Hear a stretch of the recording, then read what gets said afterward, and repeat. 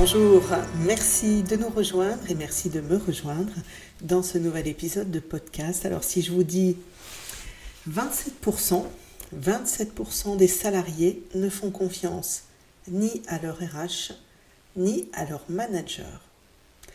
Ce chiffre paraît alarmant. Moi-même j'ai été très étonnée parce qu'il est assez récent, il date du printemps 2023. Un sondage mené par la start-up A-Team, mené auprès de 1000 salariés. Alors peut-être est-il alarmant, en tout cas il se confirme par les sujets qui sont des sujets abordés souvent en séminaire ou de leadership, de formation, ou des sujets abordés en coaching, lors des tripartites, souvent de démarrage, et même des sujets qui sont ressentis et qui sont même, on va dire, remontés par les 360, donc les démarches de 360 de retour des collaborateurs vis-à-vis de leur manager. Si vous êtes intéressé par ce sujet et que vous vous dites vous-même qu'effectivement cela pourrait vous concerner, ça a pu déjà vous concerner, cela peut vous concerner demain ou après-demain, eh bien restez avec moi, je suis ravie de pouvoir développer ce qui est de l'ordre de la fausse croyance, ce qui est de l'ordre des changements de comportement et ce qui est de l'ordre aussi des leviers sur lesquels vous pouvez agir pour transformer ce chiffre. Je suis Corinne Ladepaban, je suis coach d'entreprise, c'est-à-dire que j'interviens sur les systèmes organisés pour vous accompagner dans vos transformations, les transformations souvent ou les changements de façon un petit peu plus globaux. Et un des moyens, c'est d'intervenir en coaching individuel des managers, des collaborateurs au niveau des équipes ou même des formations ou co-développement, des tas d'autres moyens en tout cas, qui visent à pouvoir soutenir, accélérer les transformations que vous êtes en train de mener. Alors la confiance, c'est inhérent à notre métier et nous avons les moyens, on va dire, de détecter des signaux faibles de peu de confiance, et il est évident qu'un séminaire d'équipe avec de la confiance partagée ou très peu de confiance partagée ne va pas être abordé de la même façon. C'est vraiment un ingrédient qui est, concomitant à l'efficacité, la performance et même l'innovation. C'est aussi un ingrédient qui a été identifié dans le baromètre de la confiance Edman en 2015, puisque c'est vraiment, lorsqu'une entreprise est à la course à l'innovation, cela ne peut se faire sans une relation de confiance entre les collaborateurs, entre les différentes parties prenantes, donc entre les membres d'une équipe, entre la confiance vis-à-vis de la direction, vis-à-vis de l'organisation, des processus d'innovation en tant que tels aussi sur la méthodologie et les outils, de la confiance qui s'établit aussi vis-à-vis des clients, avec les clients, et évidemment de la confiance en vous. Donc différentes parties prenantes, c'est très difficile évidemment à maintenir tous ces hauts niveaux d'engagement, de confiance. Et si vous êtes aussi concerné aujourd'hui par retenir les collaborateurs, cela veut dire un climat de qualité de vie dans le travail qui est souvent, on va dire, de concert avec la confiance. Alors je vais vous donner quelques éléments et vous allez noter, peut-être si vous êtes d'accord, ou notez mentalement si vous faites autre chose en ce moment. Notez si vous êtes d'accord avec cette formulation que je vais vous nommer. La confiance est un processus lent. Faire confiance aux autres, c'est risqué. La confiance, on l'a ou on ne l'a pas.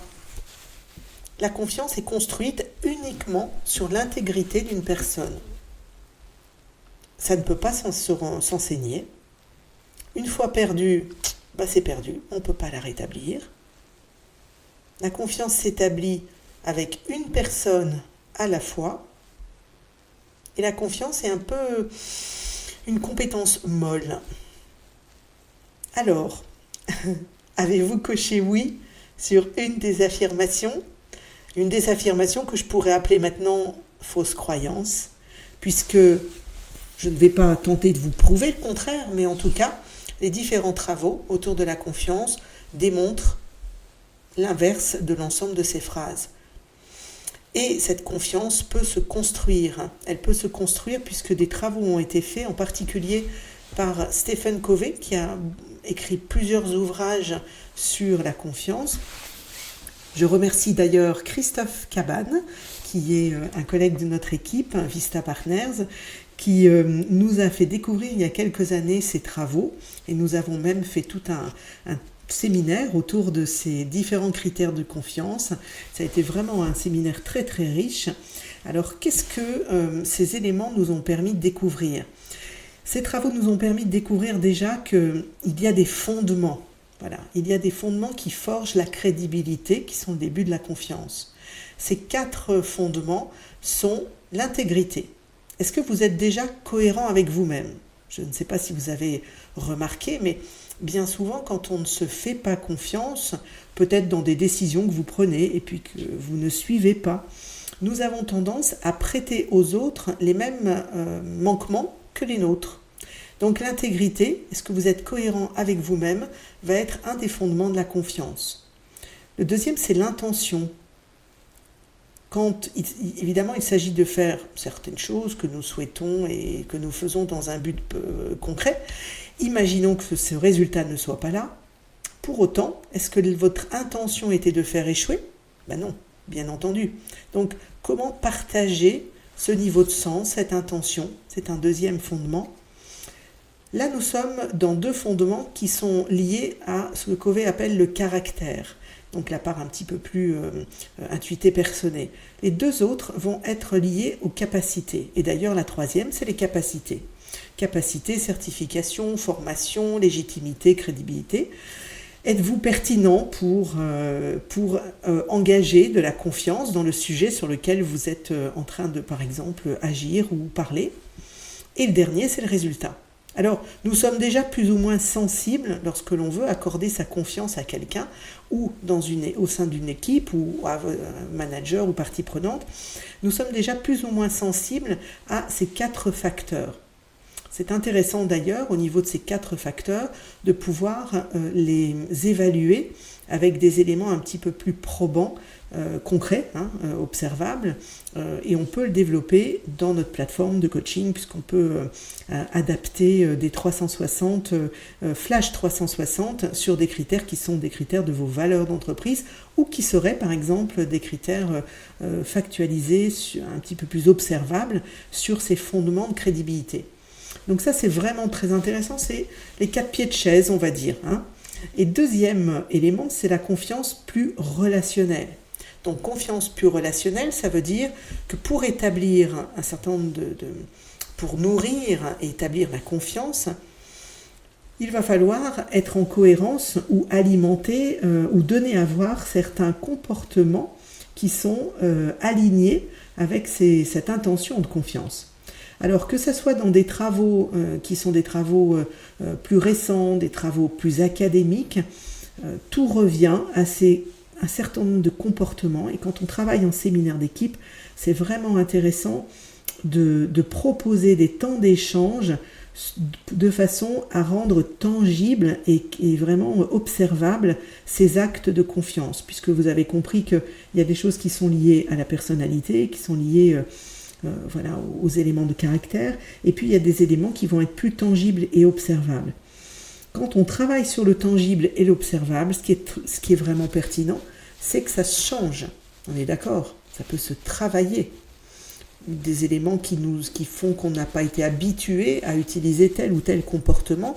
Une fois que nous en avons connaissance, il est tout à fait possible de pouvoir le mettre en œuvre, le développer et le travailler. Et ça, c'est vraiment ce qui est la découverte la plus pertinente et la plus probante au niveau du travail de formation en leadership ou de séminaire d'équipe.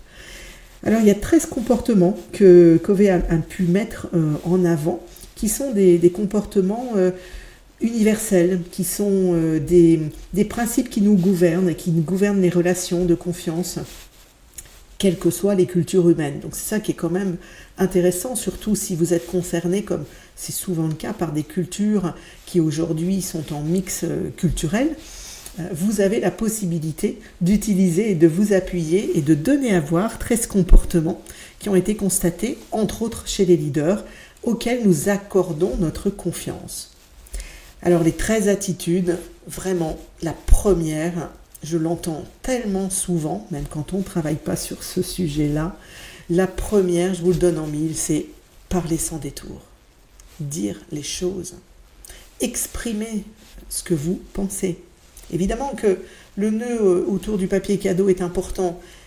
À certains moments, trop de nœuds et trop de papier cadeau va donner trop de temps de déballage et trop de temps d'écoute et de patience, et voire même, peut-être des fois, paraît suspect. Au plus vous prenez du temps pour faire comprendre ce que vous voulez dire, au plus vous laissez peut-être la possibilité à l'autre de se dire « mais qu'est-ce qu'il a ? Pourquoi il ne me dit pas les choses ?» Le deuxième, démontrer le respect. Alors démontrer le respect, évidemment, ça veut dire quelque chose quand ça concerne un manager, un collaborateur, par exemple de votre équipe, c'est prendre soin du moment, prendre soin du lieu. Ça, c'est déjà, ça dénote du respect. Évidemment, prendre soin de la forme. Vous avez dans d'autres podcasts des éléments sur le feedback que vous pouvez écouter pour développer ça. Démontrer le respect va être des éléments qui vont converger pour démontrer cet élément-là, qui est hautement important. Il arrive en deuxième position. Cultiver la transparence. Alors, on ne peut pas tout dire, je suis d'accord. Dans l'entreprise, il y a des enjeux qui sont moyen terme, long terme, peut-être même des fois certaines informations qui ne sont pas encore confirmées, mais qui sont déjà à votre connaissance si vous êtes manager. Néanmoins, engager ce pacte presque de confiance avec, lorsque j'ai une information qui est importante, je vous la communique le plus rapidement possible et je ne cherche pas à cacher, dénaturer, faire jouer par exemple les jeux d'information d'un partie prenante à un collègue, une autre équipe, donner l'information la plus rapidement possible et la plus transparente possible dès que ça s'avère confirmé et dans votre niveau de responsabilité évidemment. Les erreurs, la place à l'erreur. Alors on parle souvent du test and learn, ça a déjà été aussi dans d'autres podcasts que vous pouvez écouter sur Développe ton zeste. Capitaliser sur les erreurs. L'erreur est entendable, elle est souvent très désagréable.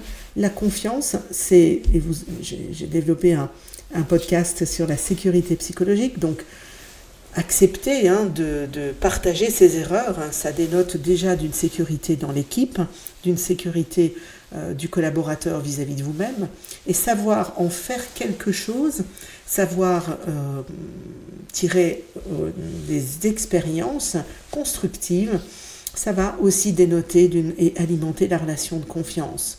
Montrer sa loyauté, produire des résultats, s'améliorer continuellement, affronter la réalité, clarifier les objectifs, les attentes, être responsable et développer la responsabilité chez autrui, écouter en premier lieu, respecter ses engagements, dénote de la relation de confiance et des comportements qui vont favoriser cette confiance. Donc, évidemment que si vous souhaitez en savoir plus, vous pouvez, et je vous engage vraiment à lire ce livre de Stephen Covey sur la confiance.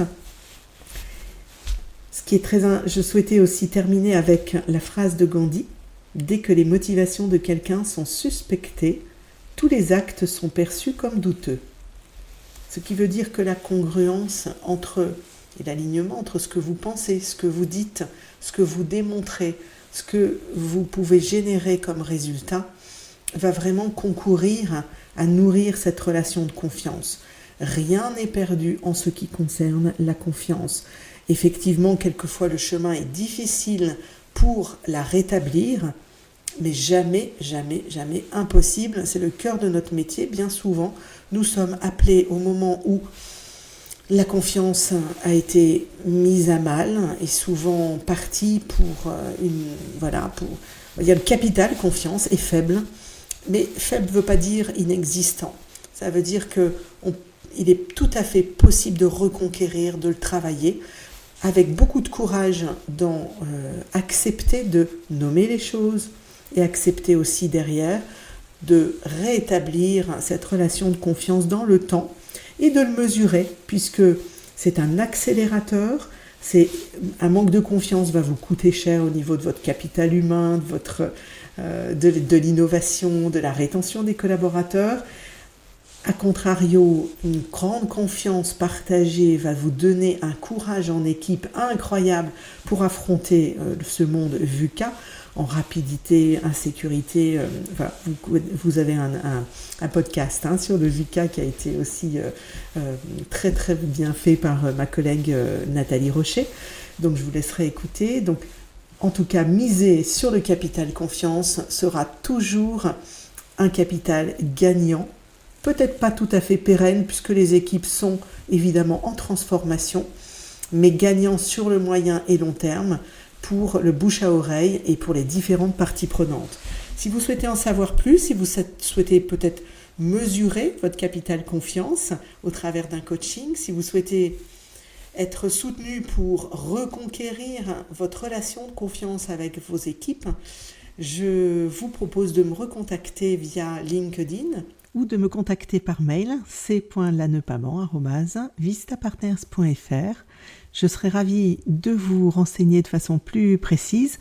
Peut-être même vous pouvez, et je vous invite à mettre des commentaires sur Spotify, Deezer, Amazon, sur la plateforme à partir de laquelle vous nous écoutez.